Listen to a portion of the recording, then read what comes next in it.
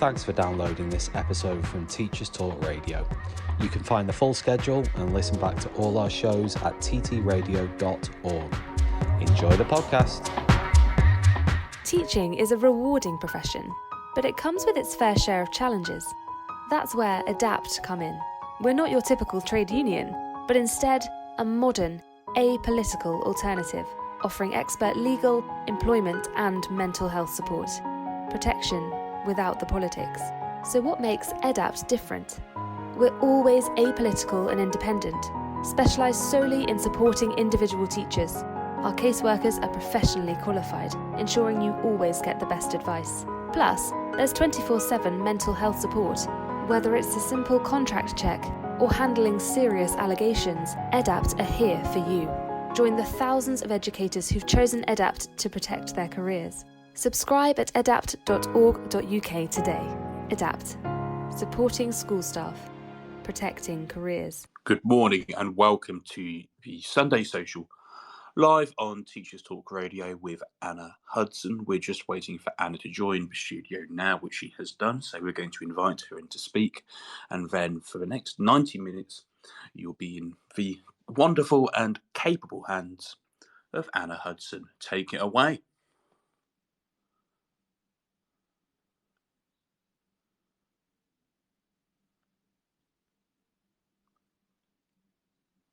You're on mute, Anna. There we go. You got me now? Yeah, all clear, all yours. Wonderful. Well, good morning, everybody. Welcome to Teachers Talk Radio and welcome to Sunday Social with me, Anna Hudson, aka Miss H Teachers. Happy October.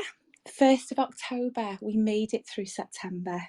It's a very rainy day here where I am. How's the weather for you guys? How's your week been? What have been the best parts of the week? What have been the challenges?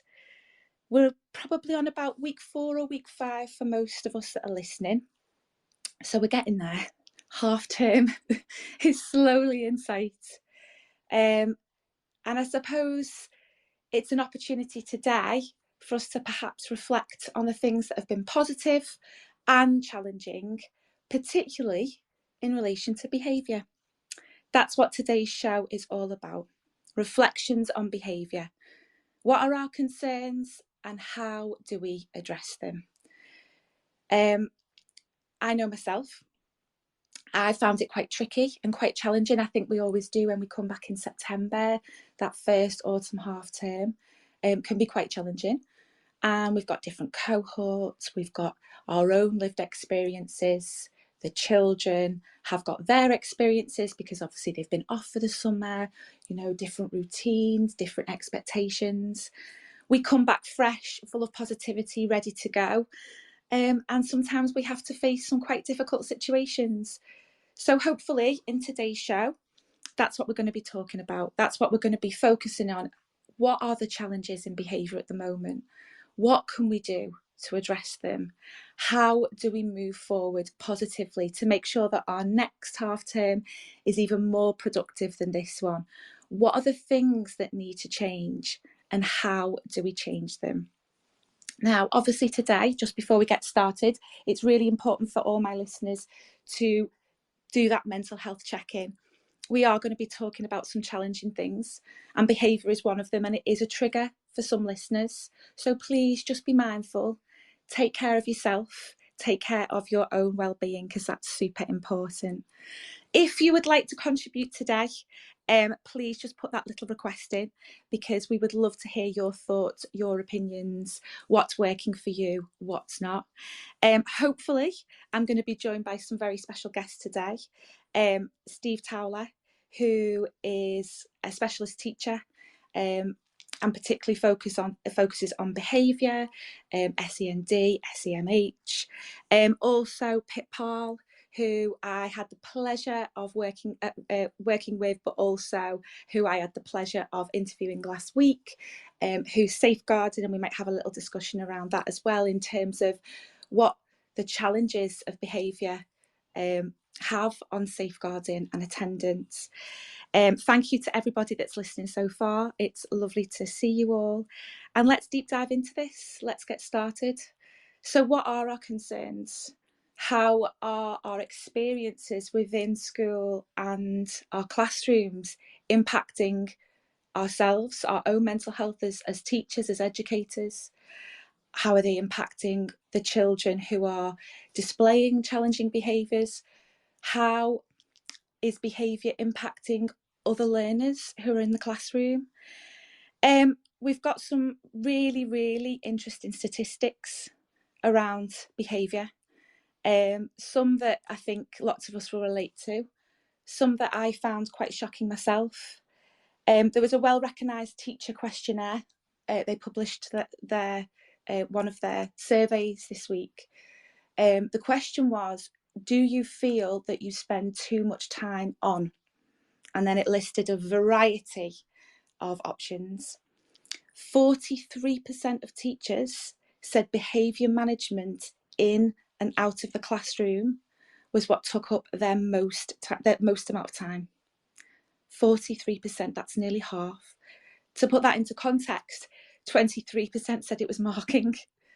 I mean, to me, that's just incredible that we have 43% of teachers saying that this is the main priority, this is the main issue. What do we do? How do we change that? Are schools doing enough? Are our behaviour policies fit for purpose?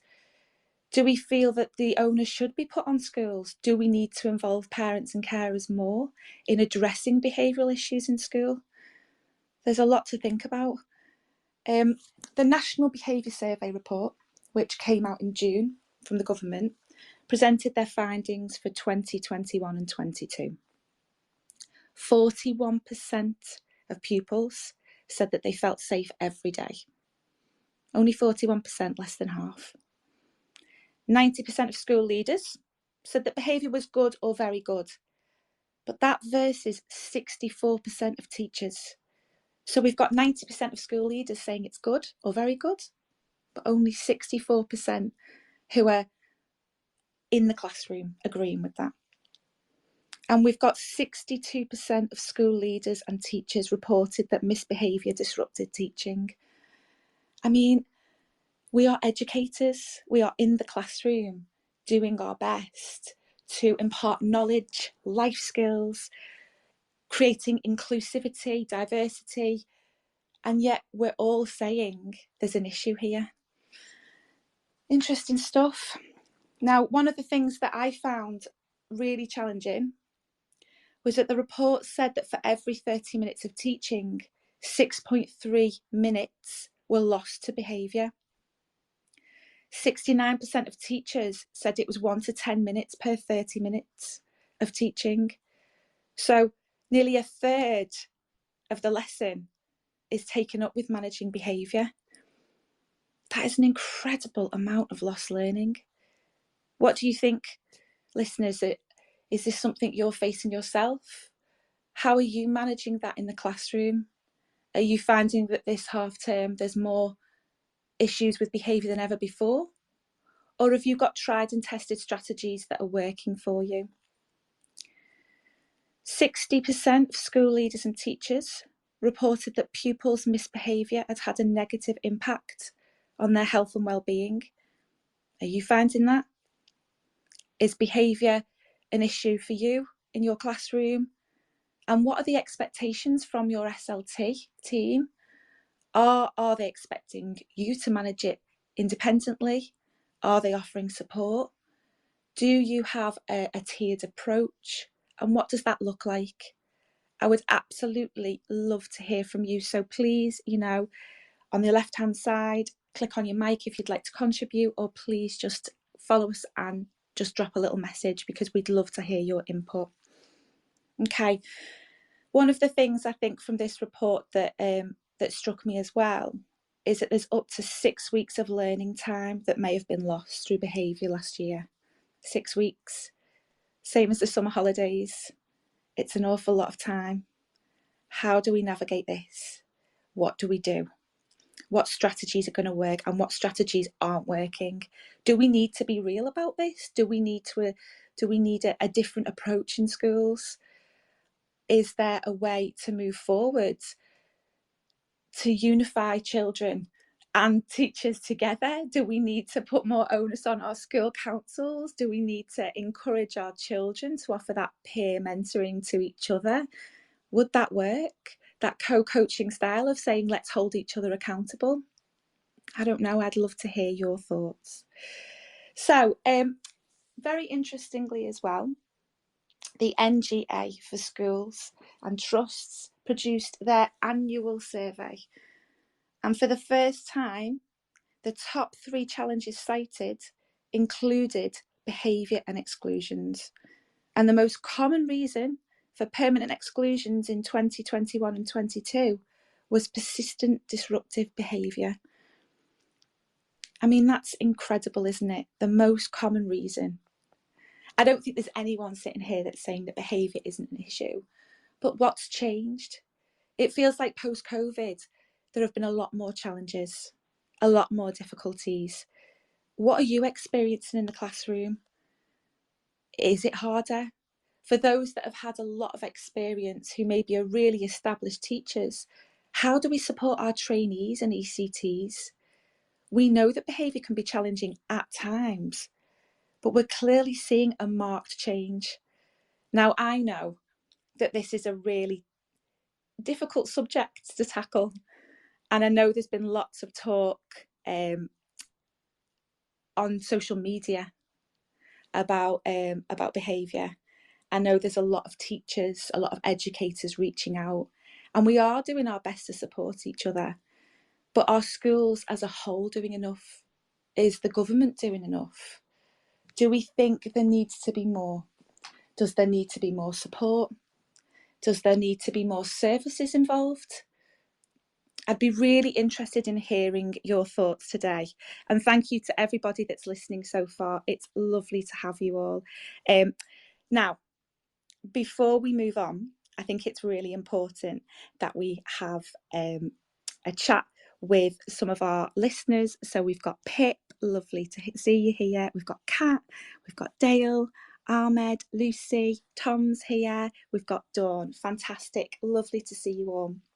And before we move on, I'm just going to have a little message from our sponsors, and a really, really important sponsor actually, particularly when we're talking about behaviour.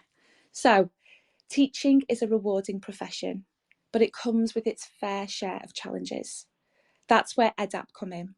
They're not your typical trade union, but instead a modern, apolitical alternative, offering expert legal, employment and mental health support. Protection without politics. So what makes EDAP different? Well, they're always apolitical and independent. They specialise solely in supporting individual teachers. Every caseworker is professionally qualified, ensuring you get the best advice.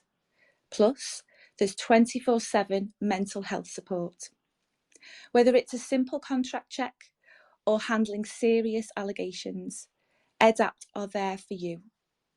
Join the thousands of educators who've chosen EDAPT to protect their careers.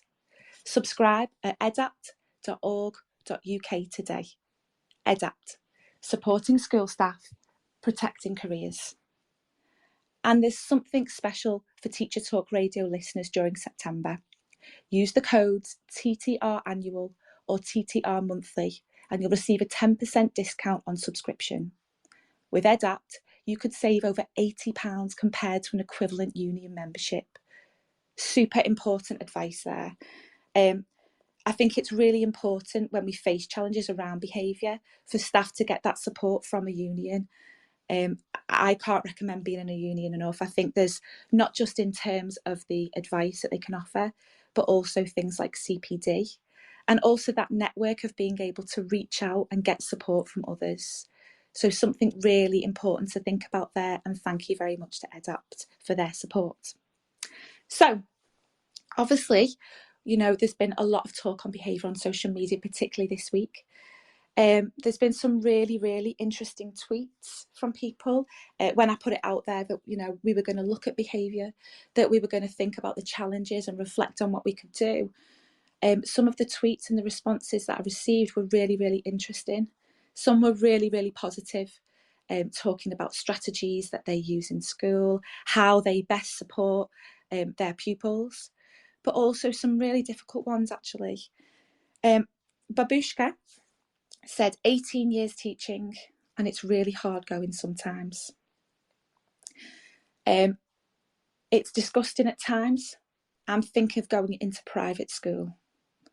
Fiona Maxwell said it's a full moon, and it seems to be whenever there's a full moon that we see a change in behaviour. Luke said, I'm seeing so much on behaviour this term. Ultimately, I believe this is one of the core factors for retention of staff and the dropout rate. Really interesting. We know there's an issue around teacher retention. We know there's issues around teacher recruitment. Do you think behaviour is one of the main issues that we're facing? Is that putting people off from being in the classroom? I know myself, there are often really challenging days. And when those days happen, yeah, we have to reflect on it. But it can impact mental health. We go to work to make a difference. We go to work because it's an important job. But when the job starts impacting mental health, when we see teachers leaving because they're being driven out because of behaviour, what needs to change? I would really love to hear your thoughts, so please feel free to request to talk or to drop me a DM or a tweet, because I would love to hear your thoughts on this. Paul Jones said pupil behaviour is very hard, impossible to manage at times. 23 years teaching and I feel irrelevant and invisible. Wow, 23 years. Have you been teaching a long time? Are you an educator that's feeling that behaviour is the worst it's ever been? I definitely think there are some challenges, and I think that there is certainly a rise in challenging behaviour in schools. Now, I haven't been teaching for 23 years, so I can't comment on that longevity, but I can say that I know myself, I know colleagues I work with have struggled. And so it's about what strategies we use, not just to support pupils, but also to support teachers. What needs to change? What do we need to do? What do leadership teams need to do? What do governments need to do to improve behaviour, to improve teacher well-being? Because without teachers, without educators, there are no schools. We know there's a crisis. We know there are less and less teachers. And as Paul said, if teachers are feeling irrelevant, if they're feeling invisible, if they're saying that behaviour is impossible to manage, what can we do? So I'm hoping that very soon Steve Towler will be joining us. Hopefully he can get on. If he's listening and you've got any problems, because I know there was a little bit of connectivity where you were saying you couldn't log on, please do get in touch, please DM us. While we wait for him to join, I just wondered if anyone had any comments that they'd like to share. How are they feeling about behaviour? What issues are they facing within the classroom? Are you feeling any difficulties at the moment? How has your week been? Have you seen a lot? Have you seen a lot of difficulties? I think it can be draining. It can be really, really draining when you're facing challenging behaviour every day. So I'd be really interested to see how you're feeling. Pip, are you there? Yeah, I am. Good morning, Anna. Morning. Morning, everyone. Yeah, I think for me, the key about the behaviour management firstly comes from how much, when you're doing your teacher training, time do you spend on learning about the management of behaviour in the classroom? It's a very small percentage of time, when actually we all know if you don't have the behaviour, you are not getting the learning. So I think a lot of it needs to come back to actually in the teacher training. I'm making more of a focus on the behaviour for learning and some of the reasons as to why for some children the behaviour isn't there for them to be in the right mind for learning. Yeah, I think that's a really interesting point, and I think you raise a really good point around teacher training. You know, do you? I'll be honest, I don't think there was enough focus on behaviour management for me when I did my training. I think that it was something that I was really lucky to learn about through colleagues, through experienced teachers who offered me that support. But in terms of programs, in terms of specifics around training, around different needs, SEMH, SEND, looking back in hindsight, I think it was lacking in that. And I think I just happened to be very lucky that I had a great support network around me.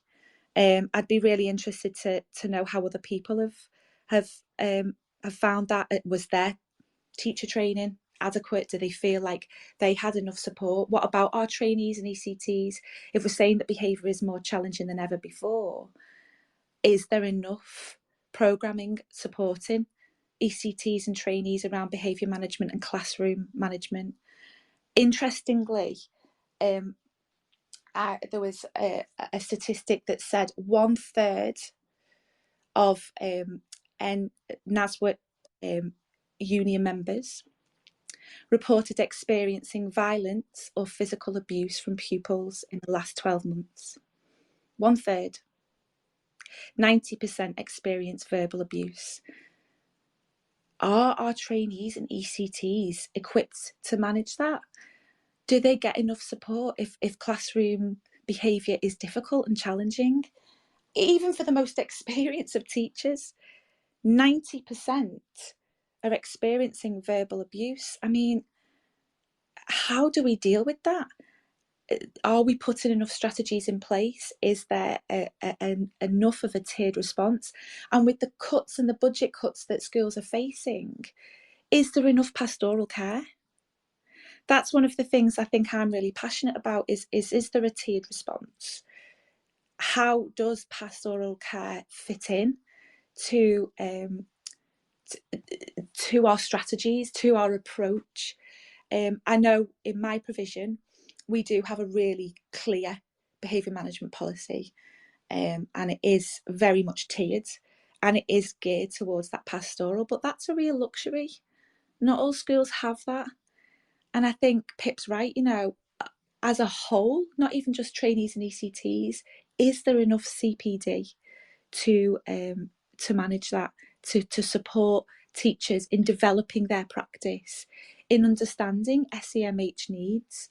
We know that there's a huge rise in SEND students within mainstream schools. We know that children are reporting and demonstrating more SEMH needs than ever before. What are we doing to support them? Is there enough training for teachers? Do we feel that more can be done? Should it be on teachers?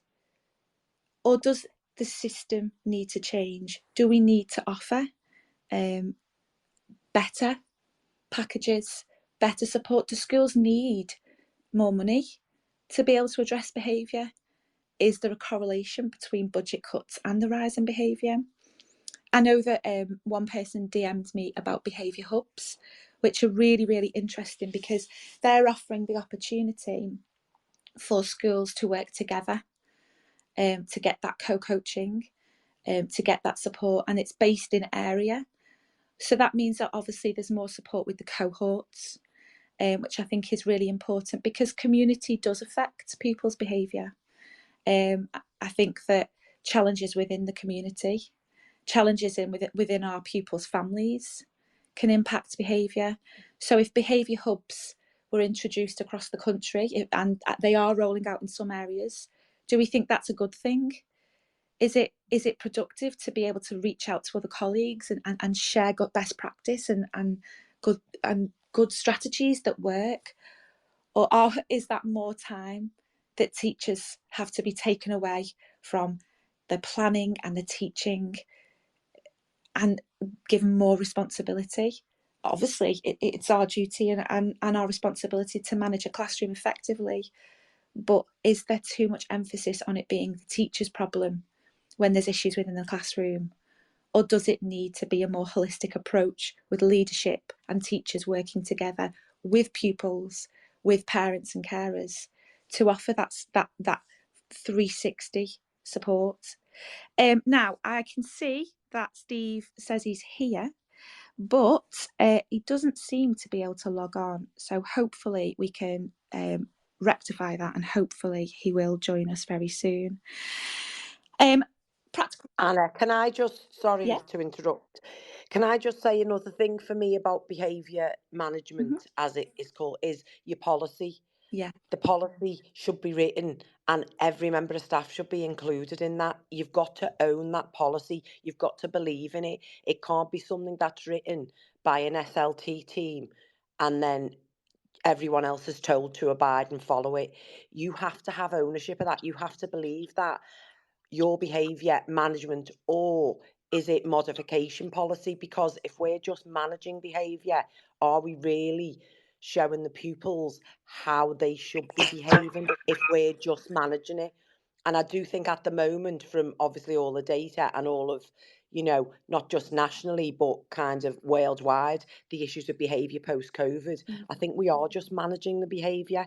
We're not in that position through lack of resources or personal development for us to be able to modify some of them behaviours. And that is a challenge. And, I don't have the answer. I'd be interested if somebody else, has some suggestions on how we do that. What is your behaviour management policy called? Is it a management policy? Is it a modification? Have you been included in it? Is it a working document? Is it updated? That's core, because like you say, a lot of teachers are now being verbally abused, physically abused. You need your policy to support you. It's like I said with safeguarding, your policy is everything. It has to be robust, but also you have to own it. You have to feel like you're part of that policy so that when you're making them decisions, you feel involved. I do agree. I think there are a number of teachers that feel stifled and sometimes held to ransom by the behaviour policy. I've had a lot of private DMs around frustrations in behaviour policy and feeling like they're not being supported and that they're being questioned and almost led to feel like they're being ineffective as educators if there is issues within the classroom. And so I agree, our behaviour, however you want to frame it, like you said, if it's a behaviour support policy or behaviour management policy, are they being adapted? Because we know that behaviour is changing all the time. Are they reflective of what's going on at the moment? We've had some statistics there, particularly obviously one of the unions, that obviously there are many different ones, but the union information there that is saying 90% of teachers have faced verbal abuse. Well, is the behaviour management support policy addressing that? What are the consequences for doing that? Do staff feel that they can own that policy and that they're part of it and that they can use it effectively, or does it disempower them because is everything just taken out of their hands? Are decisions left to leadership to make, and there's no input as well? I think one of the things that I found from particularly in the provision I work at is that there's a lot of feedback from staff, and staff are allowed to give that feedback on how they think things need to be approached, because there are some pupils who have very specific needs. And one of the things, one of my biggest things for behaviour support and management is around reflection, reflecting on behaviour plans, doing that collaborative discussions, do that pupil conferencing. What issues are we facing in the classroom? Which pupils is it? What do those pupils need? How do we address it? Do they need additional support? Are we using the data? Is there a trend there? Is there a particular lesson or time of day that pupil is really struggling in? And are we seeing challenging behaviour around that time? Now, it's great to do all that. And I do personally think it's a really important part of the process, but it's time consuming. Not every school has the luxury of that. Not every teacher has the luxury of going, do you know what, I'll just analyse all my data. So does that time need to be programmed in for staff, non-contact time, where they can look at their data, they can look at the issues within the classroom and then work together collaboratively to come up with strategies? I would argue yes. I think if we really want to challenge behaviour, I think we need to give teachers more time to reflect, to use data, to have CPD, to be able to tackle some of the issues, because we can't be experts in everything. But if we co-coach together, we can share good practice. There may be strategies that work in one class that if they were implemented in another would work. You know, if a pupil is responding well to a particular staff member, to a particular approach, is that approach being shared, which could have a positive impact for other teachers, other staff? But it's time. And do we always get that time? It's difficult, isn't it? And if we are seeing such a rise in behaviour in the classroom, do we then need to programme it in? I would be really interested in hearing your thoughts on that, because I know from someone that's in the classroom myself, I think it's really important. But I also know, as a leader, as a member of leadership, time is tricky. Teaching is a rewarding profession, but it comes with its fair share of challenges. That's where ADAPT come in. We're not your typical trade union, but instead a modern, apolitical alternative, offering expert legal, employment and mental health support. Protection without the politics. So what makes ADAPT different? We're always apolitical and independent, specialised solely in supporting individual teachers. Our caseworkers are professionally qualified, ensuring you always get the best advice. Plus, there's 24/7 mental health support. Whether it's a simple contract check or handling serious allegations, ADAPT are here for you. Join the thousands of educators who've chosen ADAPT to protect their careers. Subscribe at adapt.org.uk today. ADAPT, supporting school staff, protecting careers. And, you know, we'd love to have multiple additional PPAs and non-contact time. How do we staff that? Will our budgets allow it? And it's that constant seesaw effect, isn't it? We know we need it, but can we do it? So yeah, interesting stuff. Thank you to everybody that is listening in so far. We've had some really lovely replies here. Coach Luca, thank you. You've said while doing some RJ practice, do you have any data that has been conducted and therefore presents the impact of the work that is integrated within the behaviour plan, policy and strategy of the school? Yeah, we're coming back to that data, aren't we? Are we using that data? Restorative justice practice is really interesting. I know it's kind of a hot topic at the moment. Trauma informed as well is a hot topic. Has your school implemented any of these particular programs or strategies to kind of like look at behaviour and support it? I know there's been quite a lot on social media around saying, either agreeing and saying it works really well, and other people feeling that it's not, perhaps it's not working or it's not relevant to their educational setting. I'd be really interested to hear if you're using it, is it going well? Is it frustrating you? Is it something that, you know, you feel, I'm really passionate about this and actually it's working incredibly well for our most challenging of young people? Or is it something else that you have to be involved in that you think, no, actually, this doesn't work for us, and yet we're still having to do it?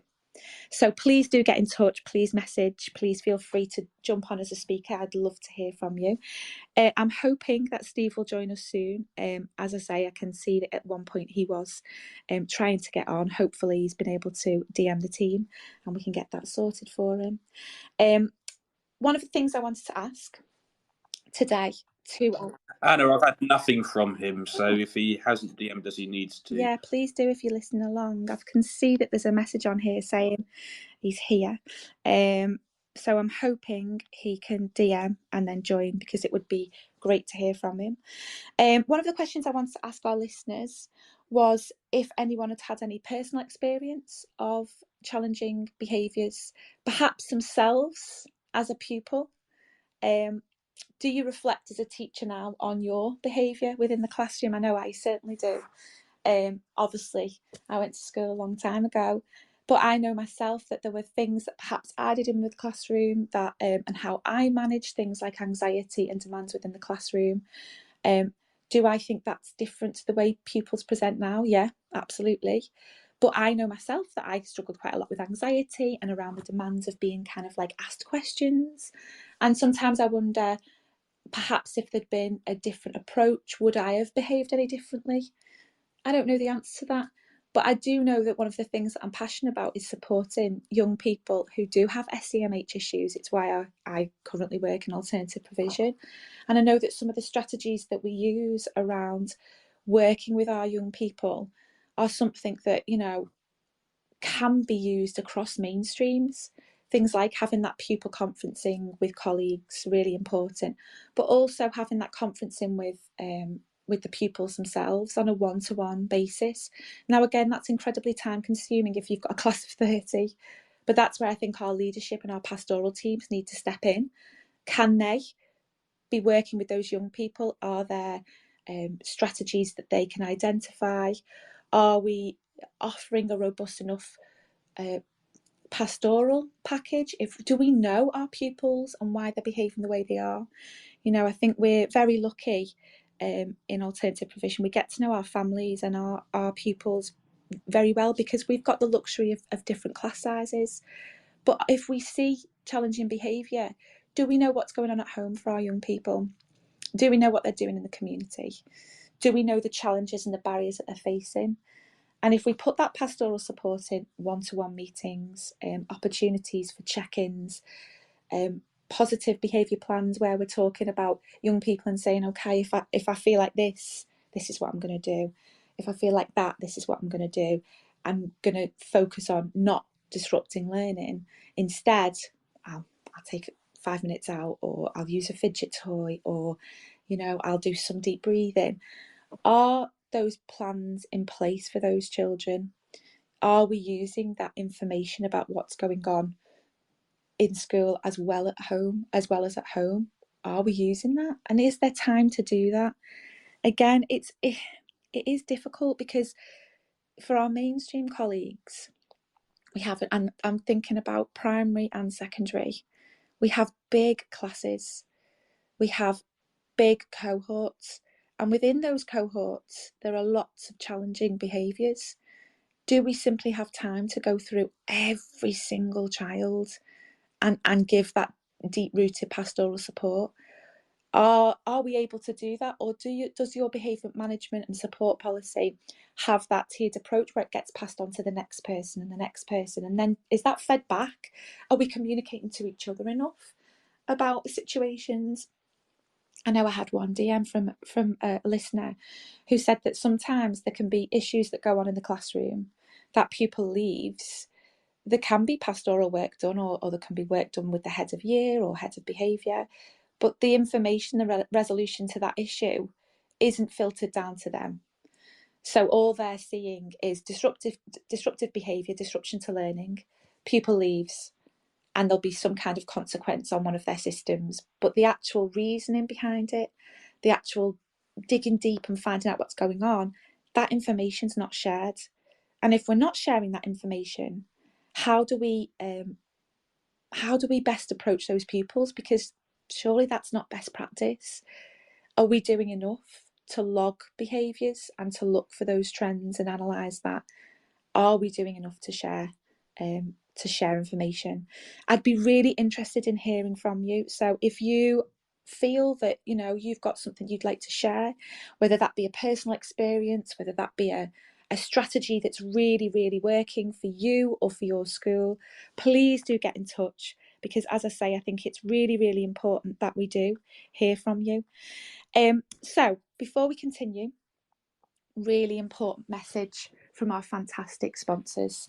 Again, I can't stress enough how important it is to be part of a union. The advice, the support, the guidance are absolutely vital as educators. So, teaching is a rewarding profession, but it comes with its fair share of challenges. That's where EDAPT come in. They're not your typical trade union, but instead a modern, apolitical alternative, offering expert legal, employment and mental health support. Protection without politics. What makes EDAPT different? Well, they're always apolitical and independent. They specialise solely in supporting individual teachers. Every caseworker is professionally qualified, ensuring you get the best advice. Plus, there's 24/7 mental health support.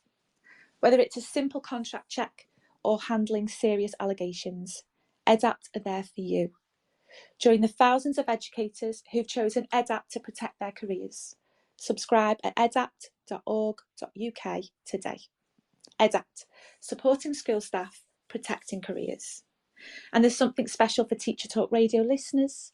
Use the codes TTR Annual or TTR Monthly, and you'll receive a 10% discount on a subscription. With EDAPT, you could save over £80 compared to an equivalent union membership. I mean, that's absolutely amazing. And as I said, I think it's really, really important for all of us as educators to get that union support. So if you're not in a union, please, please consider using EDAPT, because they are different and they're fantastic. So moving on, I think it's remiss of me if we don't mention Jamie Sampson today.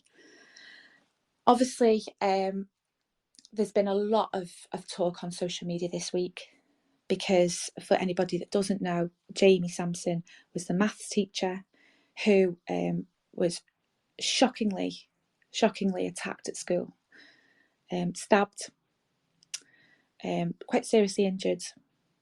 And this week, the 15-year-old who stabbed him was sentenced to 14 months. And in his victim impact statement, Jamie said, "I worry this is going to happen again in a school environment." Now, I know from quite a few people who have DM'd me that they've said that they don't feel safe in school as an educator, that they feel that behaviour is increasing, ever becoming more challenging. Again, that kind of shocking statistic before that said about violence increasing in schools. What's the answer? Do you agree with Jamie's impact statement that you think there's going to be serious incidents in school again? How do we navigate that as educators? Do we need to do more in terms of changing our curriculum and adapting our curriculum to address our young people's mental health needs? Do we need to focus more on strategies such as anger management, managing emotions positively? Are our kind of life skills, personal development, PSHE curriculums robust enough to teach our young people those skills, but also to help them understand why school is important and why, although behaviour may be communication and an opportunity for young people to express themselves, why they need to have that level of respect, why they need to be working with teachers and educators. I think we've got somebody who'd like to speak, so please feel free to share your views. Hello. Hi, it's Steve. Steve, thank you for joining us. You're finally on. I am so sorry. I've been frantically tapping and changing settings in phones and laptops, and a friend of mine has just run around and handed me a phone. So I apologise, Anna. Sorry. Oh my goodness, don't worry at all. We've been having lovely conversations, kind of starting to reflect on behaviour. And one of the things I was just saying was about whether do we think we're doing enough in terms of our PSHE, our life skills PD curriculums?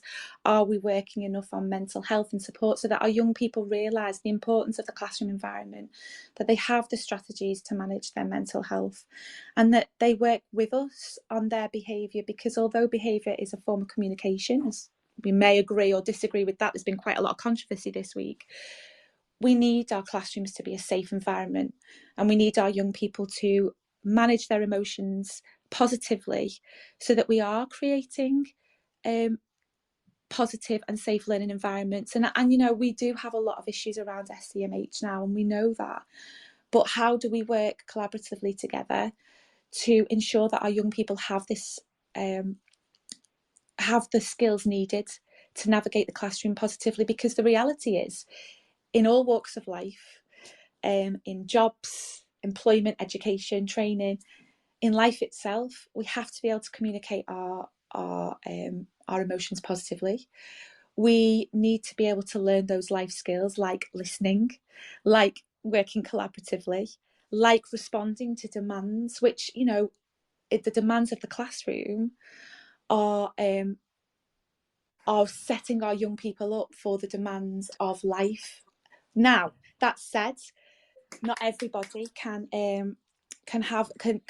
and not all young people are ready for the classroom environment, and we know that. But then what are we doing as educators? What are the government doing? Do we need a more robust approach? But anyway, I digress. That's something to think about, and we'll park it. We'll come back to it, because I'd be really interested, particularly from our listeners, to hear about their thoughts on that. But for now, Steve, welcome. Would you like to introduce yourself to our listeners?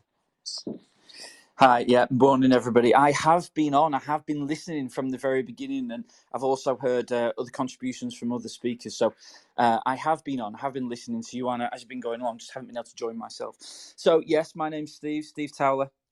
I am currently acting head of behaviour and attendance at a large pupil referral unit, and have been there for a short period of time, but have experiences before the PRU world, shall we say. Okay. So could you tell our listeners a little bit about your background, because I believe you've worked in quite a number of settings. Is that right? Yeah. So following university, I actually joined the police service, and within the police, I quickly moved into what we call the public protection unit. Worked in the domestic violence unit, which brought me into contact with lots of family and children. Moved from that unit then into the child protection unit, and I was a detective constable working within the child protection unit, working to safeguard young people who may have experienced some trauma at the hands of somebody who they should have been able to trust. Going in certain situations, safeguarding the child, working with the family, working with lots of multi-agencies in order to ensure their safety there going forwards. I then did that for around 6 years, then worked within the sex offenders unit, also around the safeguarding and protection of children as a detective. Following that, for a number of reasons, the main one really being that I was only really engaging with young people at a time of their lowest ebb, when they've been subject to something horrific that they shouldn't have been subject to.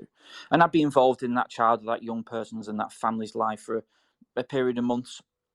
And then I dip out again and engage again with another family. And my wife was a teacher, and she was saying, you know, there's lots of young people who you could help on a more regular, daily basis, affect their lives in a more positive manner going forward, and be there long term for them. So that is what I did. I came out of the police, went into education. Since then, because of my background, I've definitely gone down the pastoral Senko behaviour attendance route, as opposed to the quality of ed route, and that's where I currently find myself. I've worked assistant head and acting deputy head in a mainstream primary, responsible for behaviour, attendance, mental health. I was the Senko there, and then moved from there into specialist provision, working in ASC schools as a class teacher. Actually went back into being a class teacher, working in schools for catering for severe autistic traits, and then moved into, and I worked in a number of those settings, and now working in the PRU. So what, obviously you've had an awful lot of experience, which is incredible. So what, given that and kind of what we've been talking about today, what do you think are the biggest challenges that we're facing in the classroom at the moment? What do you think that, well, in schools not just in the classroom, in school in general? I always like to start on a positive. There is lots and lots of good practice going on in schools, mainstream schools and specialist provisions up and down the country. And the vast majority of young people are engaging and are displaying behaviours that we'd want to see in schools. However, like the statistics that you mentioned before in terms of the recent report, there are challenges, and there are significant challenges across the whole education setting. We can't underestimate, and I know nobody does underestimate, the impact that COVID has had. Coming out of that, the lost education, but not only that lost education time, the amount of social interactions, the positive relationship buildings that the young people need at such a young age, particularly those who've lost their reception year 1, year 2 years, all those times where they should be building those positive, healthy relationships with peers and staff and adults. We've lost that. And are we starting to see the result of that? Now, currently, obviously, I work with secondary pupils. It's not only the younger ones, it's the secondary pupils as well, displaying the challenging behaviours. Attendance is massively affected and down, as we know nationally. And it's almost become socially acceptable for the young people to be off school now. And when they're coming back in from periods off, their relationships with their peers is strained. Their relationship with staff is strained, which is being presented in behavioural issues as well. I think that's a really interesting point, actually. Sorry to interrupt you, Steve. I think that's a really interesting point that I've not touched on, that I think is massive, is around those relationships, peer relationships, staff pupil relationships. I mean, in mainstreams, it's so hard because you have such big classes to get that rapport, to be able to spend that time to develop those relationships. But they are massively important, aren't they, for our young people, and massive if you want to see changes in behaviour, I think. Yeah, absolutely. And like you alluded to before, and I know this, behaviour is communication. What I'd ask is, do we agree or not agree? This is a rhetorical question for yourselves to think about. Do young people act in an unwanted manner for no reason whatsoever? There's usually a reason for their behaviour. There's some background, there's some need, an unmet need behind their behaviour. It's very unusual for a young person to act in a certain way for no particular reason. So if we generally agree that young people do not act in an unwanted way for no reason, then what is the reason? And can we impact on that? Is it an unmet need? Is it a form of communication, like we say? Is there a send need that we're not aware of? Even if we are aware of them, are we meeting the needs of the young people even when we know what their needs are? I would very much welcome the support of Senkos, if there's any Senkos on at the moment. Do we use our Senkos enough? Often in schools, they are the most trained, if I use that tentatively, experience the most levels of training or input or investment in training. Do we use the Senkos in our schools enough? I'm not too sure. It's really interesting, actually, because Pip came on before and she said, she asked that question about training and said, are staff getting enough training to be able to support young people and ensure best practice when it comes to behaviour? And we've actually had a tweet here from Miss M that says, I do think that the education system needs to change for the start of each new year and term.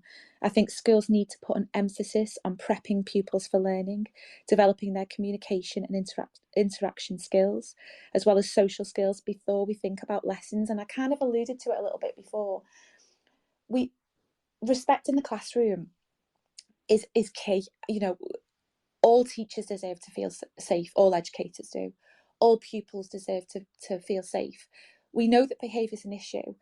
And we, as I say, we know that, there's a rise in SEND and SEMH needs. We know that. And, it's really important that we do acknowledge that.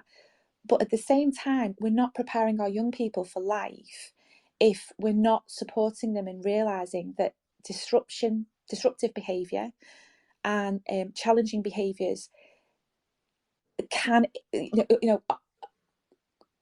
aren't appropriate for for the outside world. Now, that's not to say that, you know, we expect all our young people to conform and you know, and be robots and kind of be absolutely perfect all the time. Absolutely not. But we need to empower our young people to manage their emotions positively, to be able to adapt to their behaviours, to negate life around them, because life is tough. And out in the real world, when we, you know, when our young people eventually leave school, they have to navigate that independently. So I guess we need to be really tackling behaviour and helping to empower our young people so that they can go out and be happy, successful and safe citizens, because they are going out into the real world. Now, I just wanted to ask you, Steve, obviously you've mentioned before about your police training. Does that impact the way that you approach behaviour in school? Your experience of that? Yeah, I would say it does. And what I mean by that is when we talk about the ACEs, adverse childhood experiences, mean trauma informed.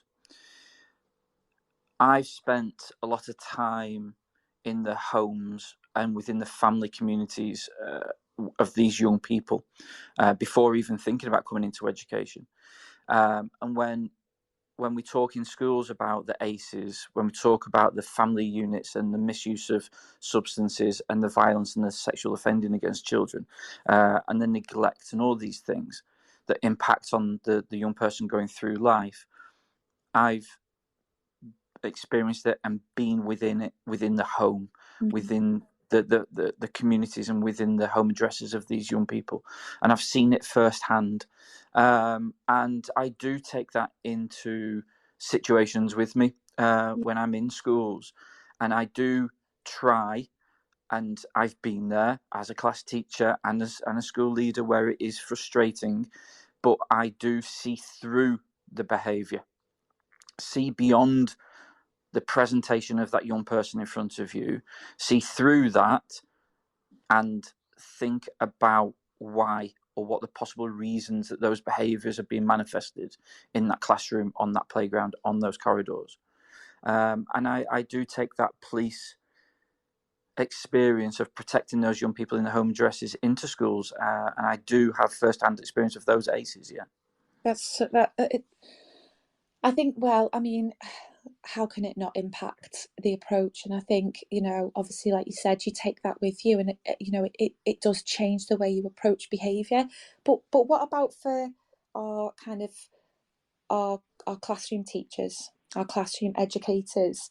What are the kind of the main priorities, or what are the kind of the main points that you think are important for addressing behaviour that maybe our listeners can implement within their own classrooms? creating that safe environment for the young people to come into, and it's something you mentioned shortly ago in relation to the children's needs. And if you think, obviously it was done a long time ago, but it's still relevant, that Maslow's hierarchy of need. When the young people come into school, we do not know, or sometimes we do know, what has come before that school day for that young person. Mum, dad may have had an argument the night before. Whoever they're living with may have had an argument the night before. Police may have been involved. They might not have slept very well throughout the night. They may not have slept in their own bed. They might not known who was in the home address. Did they feel safe before coming to school? Have they had the breakfast? Has somebody looked at them funny on the way into school? All these things impact before the child even arrives at school. They're not feeling safe. They're not feeling, they haven't had those two basic levels of need on the Maslow's hierarchy of need. They're not met. And then we expect them to sit quietly on the floor in a sports hall with their legs crossed, listening to the head teacher while they talk about one of their values. And again, that's what I talk about when we look through, seeing through the behaviour. But that said, I understand that in the classroom environment, in the school environment, it's easier said than done sometimes. But if the young people know, no matter what's gone on before, you know, no matter what's happened at home, school is that safe environment for them where they are listened to. They have an adult or two, ideally two, that they can go and speak to. They have the support, and they're listened to, and they're treated with dignity and respect within school. So they know that school is their safe place. Creating that environment within your classroom, and it might be the teacher or the teaching assistant or the pastoral support, which is also absolutely imperative. The pastoral support within school just cannot be underestimated as to how important that is, how it impacts on behaviour, and the safeguarding practice, how that impacts on behaviour. And I just got that. I think we've got a question from Tom Rogers. Go on, Tom. Hello, everybody. Yeah, it was just a question for the guest, very briefly, because I've only got 2 minutes. Tom, it sounds like you're broadcasting from my phone. Yeah, probably. I was just going to ask, because when you were saying about there's always a reason or a need, I mean, I disagree with that. I don't know if I disagree, in the sense that the reason can just be, I want to have a laugh, right? I want to have a laugh. And in that moment, there's no deeper story behind it. It's just, I want to have a laugh, so I'm going to flick this piece of paper at another student. There is no deeper need or reason behind that. And yeah, so I think it's dangerous to sort of go along the lines of every child X applies to, and not. And the other thing is as well is sort of the other sort of question or prompt there was about preparing students for life after the age of 18. Talking about not wanting someone talk about the values. Well, that's going to have to happen at some point. Certain things are going to have to happen at some point, and people aren't going to ask the reasons why later on, in terms of why are you not giving the minimum level of respect to a speaker, you know? Anyway, there's 2 prompts. I've got to go now. But great show, Anna. Great guest. Great conversation. Catch you later. Thanks, Tom. Thanks, and thank you for contributing. I think, Steve, obviously, you take a minute to kind of like think about what Tom's just said. I do sort of think I see what Tom's saying in a way, because I think some of the statistics kind of, again, I know I'm mentioning them again, but we've had so many DMs from teachers that are frustrated, that feel worried or anxious, who feel powerless because of behaviour policies that maybe aren't effective. And, I go back to that, that NASBET report that said 1/3 of their teachers have reported experiencing violence or physical abuse from pupils. And the fact of, while we've got to create safe learning environments and spaces for our students, or for our pupils, our young people, we need to do that for our teachers and our educators as well. And we had a tweet from Coach Luca, and it was really interesting. And it was something that I thought about, because it's something that I think happens quite a bit in some schools if they have quite a robust pastoral support. But also, depending on what your behaviour policy is, it may be something that's starting to come up more now, because I know a lot of schools are doing restorative justice practice. And he said that they've got someone full time that facilitates that in their school, which is absolutely incredible. Because one of the things you've mentioned yourself, Steve, is about money and about kind of pastoral support being key. And we know that budgets are tight, and that, they've got to we have to navigate that, and cuts are made, and quite often it can be pastoral that's cut from. And I think there's something to be said for teachers having a say in how behaviour impacts them, and that the young people hearing that, and then working collaboratively to move forward, whether that's a behaviour plan, whether that's a behaviour agreement, whether it's a support plan for the pupil. But really interesting that Coach Luca had said that they have a full-time member that conducts the work through the year, and it's been really effective. I think that's really, really interesting, and something that can help kind of alleviate tensions in the classroom as well. Because, like Tom said, if you've got a pupil who's like flicking paper and causing some disruption to learning, as educators, we, every day is fresh, every lesson is a fresh start. But do you have anxiety if there's repeated disruption to learning towards that pupil? Are they picking up on it? Do you feel like there needs to be some kind of meeting or restorative to happen, so that you can move forward and move past that behaviour? I think that's something really interesting. But Steve, would you like to respond to Tom at all? Is there anything that, anything conjured up from kind of his comments? Yeah, I fully understand where his comments and where he's coming from. And as you have to do when you're talking generally, it is a general statement. I did say as well, sometimes that isn't the case where it's an unmet need. And yeah, it may well be the case that that young person flicking the paper is trying to get an unwanted response from him or from pupils or whatever it may be. It doesn't mean that there isn't an underlying issue behind that, why he's trying to do that. But I do understand the frustrations from teachers. And like you said there, Anna, it's within the school's behaviour policy, and I am a big believer in culture, that culture eats policy for breakfast type, that we want to create the culture of mutual respect and respect of the adults and pupils alike. And it is conducive with the policy, the behaviour policy.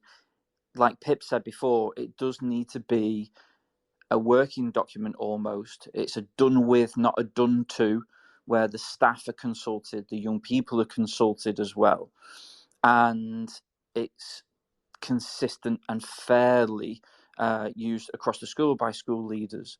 And that culture does need to be driven from the top, and it has to be consistent and fair across the board. And there are a number of policies, and not policies, there are a number of systems, like you said, in terms of IEPs and restorative practices and other approaches, packages that can be used for training or bought in by schools that are effective. But it is a challenge. It is a challenge across the board. I'm seeing some of your tweets here. It's caused quite. I've got to be honest. I knew this was going to happen. Yeah. I knew if we talked behaviour, I knew from the DMs, from the tweets, and a lot of it was DMs, and I understand why, because teachers need to protect themselves and they want to share their thoughts in a safe, often anonymous environment, which I completely respect. And this isn't a one show topic. I am going to keep coming back to this a lot over I won't bore listeners all the time with it, but I think it's something we need to come back to because it's an ever growing issue that we face. And I think Paul, who I know listens all the time, massive big shout out to Paul. Tom said we are sliding towards the argument that students cannot control their own behaviour. If we excuse it as an unmet need met, is this potentially a dangerous approach? And Paul wrote back massively, I would say, if basic decent behaviour is an unmet need, does that mean it is the fault of the teacher? Is this another area that is being taken away from parental responsibility? And that's an interesting point, because I touched on it earlier in the show and said, we all want the best for our pupils. We all want the best for our students and our young people. And in an ideal world, we would have all the time in the world to analyse data and look for trends and patterns and create wonderful and in-depth behaviour support plans and agreements with pupils, and analyse every pupil's background and go out and work with families and look at why our young people are demonstrating the behaviour in class, and what are the issues around disruptive learning, what are they experiencing, what are they going through. But the realities of our large scale mainstream, whether that's primary or secondary, is that there just isn't that time. And I suppose it's really difficult because it is down to the teachers to manage everything. Even though they might have the best leadership in the support in the world, they might have the best behaviour plans, but in the classroom, in the thick of it, it's up to that teacher to manage that classroom so that it is safe, so that it is a nurturing environment and a place of learning. And I suppose I can understand frustrations of teachers who feel like, well, we're seeing this challenging behaviour. Staff don't feel safe, some children don't feel safe, and we're the ones managing it every day. And so I do understand why it's a controversial topic, because it's one that's literally affecting every classroom, every school up and down the country, isn't it? Yeah, I'm just looking at one of your tweets now where it says some students genuinely misbehave to have a laugh. why is it controversial to say this? It's not controversial to say that.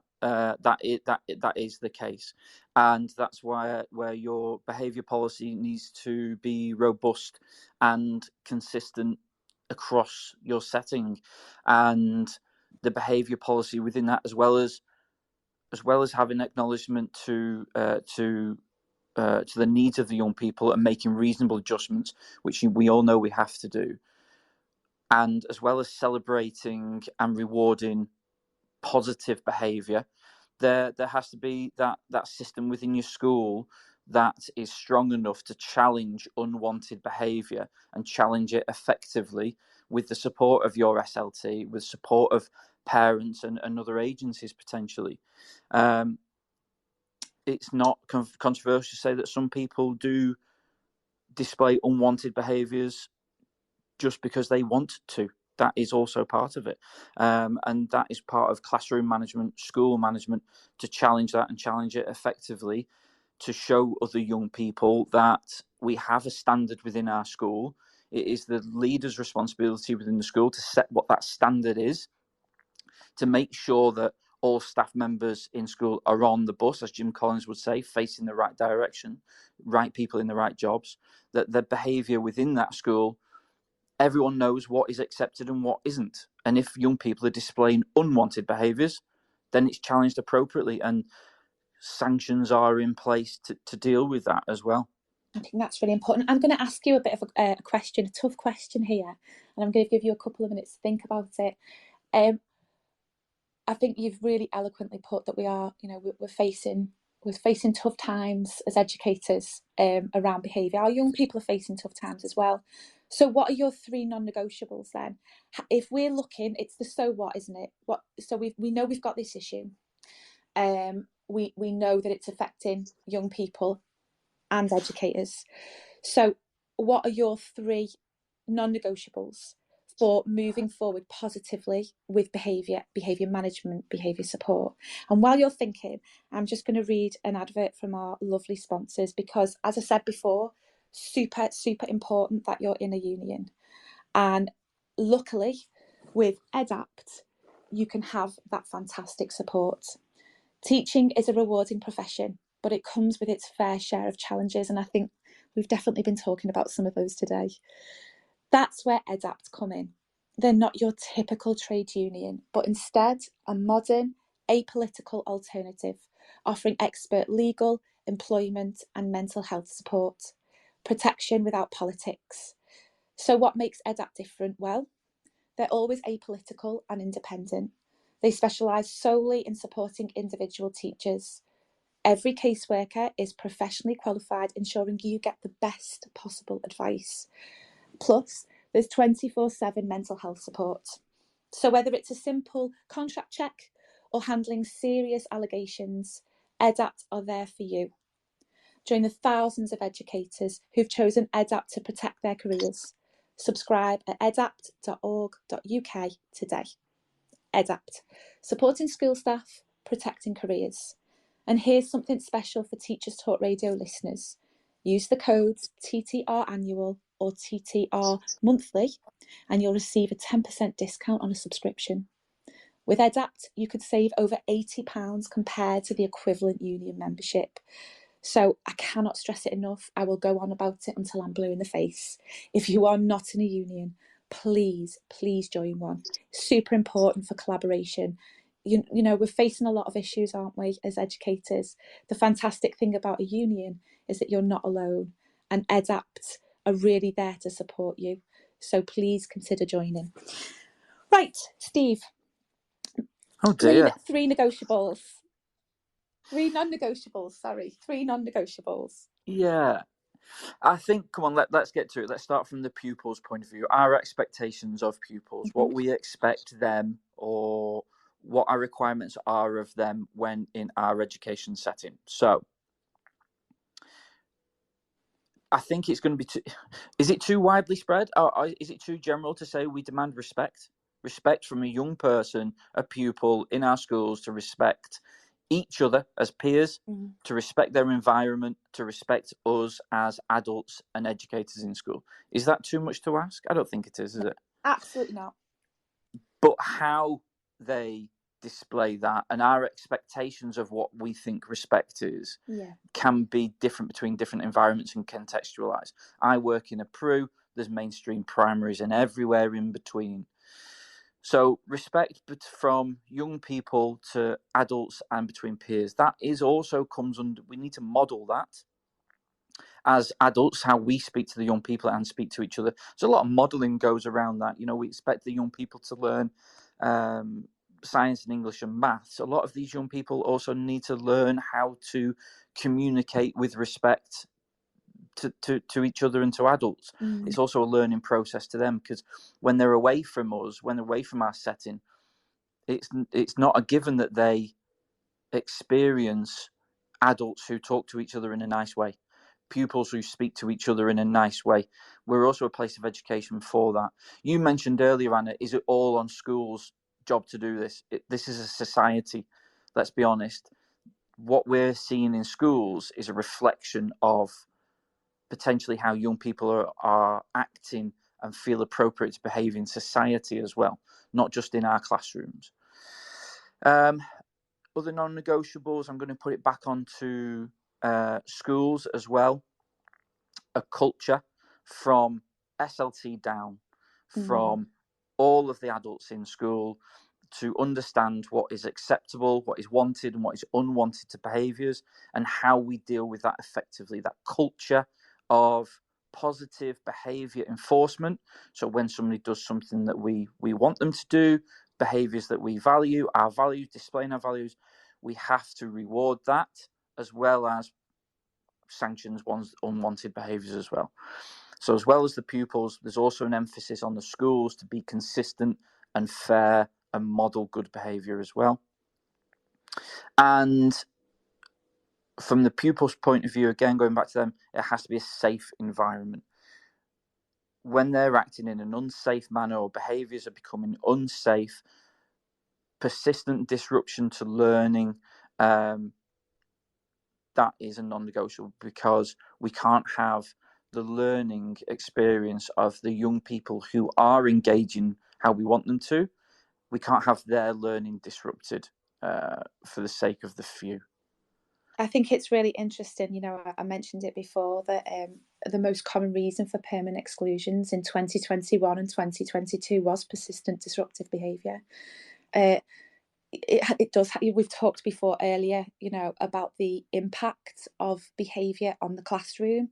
That, you know, potentially up to 6 weeks of lost learning because of disruptive behaviour. I mean, I know it's been mentioned before on social media quite extensively about, you know, for our young people who want to be in the classroom, who want to learn, the massive impact that has on them and their learning if there are challenging and disruptive behaviours within the classroom, and the impact it has on them, and also the impact on teachers. You know, we've talked about mental health and the impact behaviour has on teachers' well-being, and I think on young people as well, on their mental health. You know, I think there are lots of challenges, aren't there, that our young people face at the moment. You know, we can't take away from the fact that there's been a rise in SEND, SEMH, even emotionally based school avoidance, because, you know, arguably, and not just post-COVID, I think it is a societal thing, like you said before, and I think it's also the ever-changing views of school and whether school is as necessary as it used to. Just going back to school fit for purpose? Sorry, Anne, just going back to what you said in relation to the persistent disruptive behaviour, I'm glad we've moved away, or I'd like to think we're moving away from this term of low-level disruption. It's just low-level. It is not low-level disruption when it is consistent and persistent, and it is disrupting the learning of other people. So many times I've experienced it as well, and maybe I've been at fault for it. It's just low-level, and we even had, you know, on recording systems, low-level disruption. When you're that teacher and you've planned that lesson and you want the best for everybody in your class, in mainstream primary, when you've got mainstream schools, when you've got 30 people in your class, it's not low level when it is persistently disrupting the learning of other people. And I'm glad we're kind of moving away, or I'd like to think we're moving away from that low level. It's not low level, it's persistent disruption of learning. And I think as well, what you said there is it's the, you know, within the expectations of the classroom, you know, with learning walks and data collections and observations and everything else that come in between. While yes, you know, it's up to a teacher to manage the behaviour within a classroom and create a safe environment, the expectations now of, and you know, whether that's a maths or a local authority school, of what occurs in the classroom and what needs to happen and what learning needs to be done, it's an awful lot of pressure if that learning can't be done because the majority of your lesson, you know, is taken up with managing persistent disruptive behaviour. Ruth Hall said here, are we expecting too much of our young people? Have we got too much focus on data rather than well-being? I think it's really interesting because we know that school, for some children, the school is a real challenge, and there has been talk about whether, you know, do we need to look at the curriculum, at our curriculum offers? Do we need to put more emphasis on PSHE, PD, life skills, however you frame it? Do we need to remove some of the pressure and the demands because our young people simply don't have the resilience to manage in the same way as historically they have done before? Are we still using a system that isn't evolving with along with our young people and isn't reflecting the attitudes, the behaviours, the demands that our young people are displaying, experiencing? You know, do you think, I mean, do you think we need to change? Do we? I mean, I don't know what our listeners think about that, but it's hard, isn't it, to know what's the answer? Schools are an ever adapting place, and we adapt to meet the needs of the young people and us as educators. We're humans at the end of the day. And the government paper Behaviour in Schools 22 talks about the behaviour curriculum. How do we deliver to the young people, to the pupils, what our expectations are in school? And you mentioned there about PSHE and PD and class assemblies and expectations on the corridors and things like that. I'd like to see what the schools implement for what they call, or what I would call, the behaviour curriculum. How are we imparting our expectations, our non-negotiables, like you said before? How do we impart that to the young people? Do we use that? Do we do that in a positive manner, in a punitive manner, in a collaborative manner? Is it a done to and not done with? Do we use our school councils for that? Do we use mentors? It's interesting. I think that's a really valuable point. And so again, I come back to that. So what if we've got trainees, ECTs, even our most experienced of colleagues on here, what advice would you give them if they're struggling with behaviour in the classroom, if they're struggling with behaviour management or support? What tips, as obviously someone who leads on behaviour as well as other areas, what tips would you give? What advice? I would like to think, and I'm not naive enough to think to believe it happens in every scenario or in every school. I'd like to think that schools work within a team approach, to use our colleagues, to use experienced members of staff in school, to use our Senkos and our senior leaders. The provision that I work in, massively supportive team. We work with each other. We understand the challenges of the setting that we work in. We can see it because we know each other on the faces of our staff that we work with. I'd like to think that we can rely on each other as a team, dip in and out of people's expertise, make sure from our leaders to our classroom practitioners that our training is appropriate and the systems we have in school are there. In relation to ECTs, I think almost they're getting more training, certainly around the SEND practice and classroom management practice, than maybe some of our colleagues who have been in teaching 20 odd years, albeit they've got the experience of the actual classroom. Oh, definitely. I mean, I said before, when I think back now to my teacher training, I definitely didn't get enough on behaviour management and around kind of SEMH needs. It was simply because I was fortunate enough to work with some incredible experienced teachers and colleagues and educators that taught me that best practice, and taught me, though, because something for me, and advice I give is about reflecting all the time. And it's not always reflecting on your own practice and what have I done wrong, because I think that's a wrong thing to put in itself, to kind of make out you've done something wrong, but to go, what happened there? Is there anything I can do differently? What support can I get from my colleagues? Is there something that I've spotted here that I can work on? But that came from really experienced colleagues, not from training. And so I think CPD needs to be improved. And obviously, for ECTs now and trainees, I'm really hopeful with the rise in SEMH and SEND that it is. I'd be interested to hear from ECTs and trainees about whether they think it is. But yeah, I hope for that too, really. You absolutely have to be. Sorry, Paul as a speaker as well. Sorry, you've Tom? got another speaker as well if you want. You've got. Oh Paul. Yes, absolutely. Jump in, Paul. Hi, you okay, Anna? Yeah. Yeah, I know. I was just listening, and I think there's been lots of really good points. I know we've spoken before about the class that I've got this year, which is 32 children, about 3 different languages, and 2 one-to-ones, and lots of kids without EHCP's actually been awarded. And yeah, I understand sort of both sides of it. I'm lucky that I've got a staff and a management team that are really supportive, focus on well-being a lot, and couldn't ask for much more of them, to be honest. And the way that we sort of manage behaviour through the policy is really reflective for the kids. They would sort of write down their thoughts about what had happened. They go through a procedure. They might get kept in for a playtime or something else. But I think what I've found is that there are more and more children whose reflection is almost just comes across as just a task before they can just sort of go out and play again. There's nothing, there's no sort of, there's no real loss because of their behaviour, no real sanction. And I just wondered sort of logistically, practically, what people did.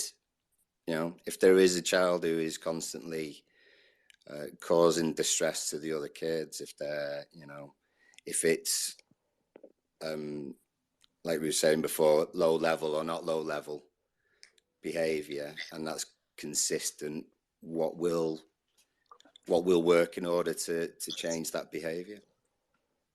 Steve, have you got any suggestions at all, or any thoughts on that? First of all, I'd like to congratulate Paul for working in, the classroom setting that he's described. Exceptionally tough things you've mentioned there. Not just the fact that you're 30 odd pupils in your class, which is a huge challenge anyway. So congratulations to Paul, and also for acknowledging that he's working within a supportive team and supportive leadership as well. That's really, really good to hear.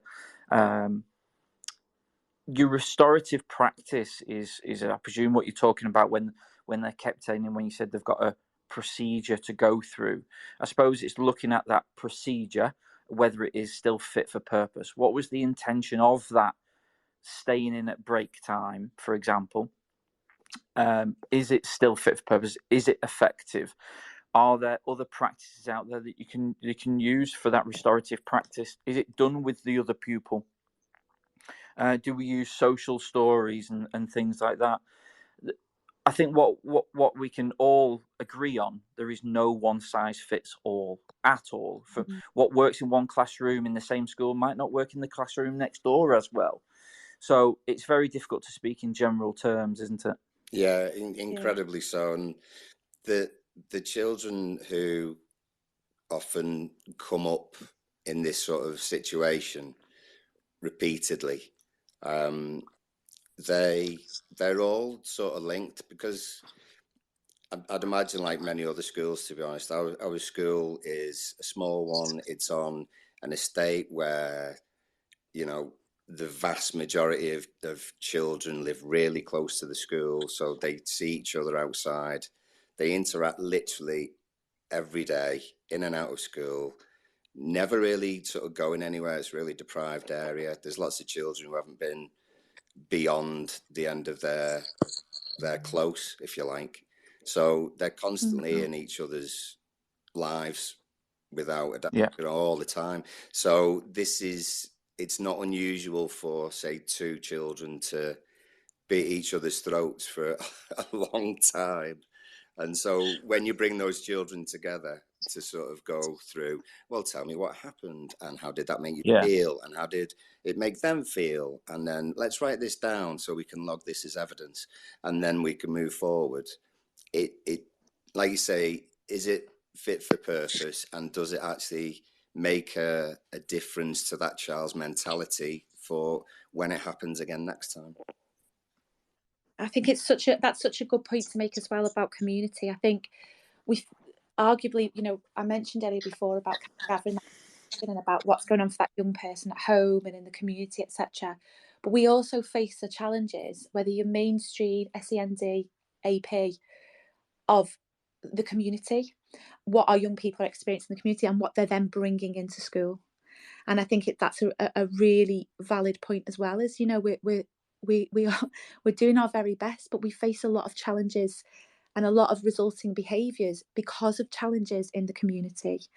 I could talk about this all day, I really could, but I'm super aware of the time. I don't think that we are going to get through everything because behaviour is ever changing. It's such a huge issue affecting schools and educators across the country. I really want to follow up on this because I think there's so much more to unpick and so much more advice and information out there that we can share with each other as educators, as colleagues. I hope that today you take away perhaps some advice, some strategies, if nothing else, the message that you are not alone. Behaviour is an issue that is affecting people, schools, young people, teachers up and down the country. It is stressful, it is difficult at times, so please take care of your mental health. Please know that it's not down to you to fix everything, but to use everyone around you as best as you can to do the best that you can for our young people. Thank you so much for listening today, everybody. It's been incredible, and I look forward to speaking to you all soon. Take care and enjoy your Sunday. Thanks, everyone. You've been listening to Teachers Talk Radio. Tune in live and listen back at ttradio.org. We look forward to hearing from you next time on Teachers Talk Radio.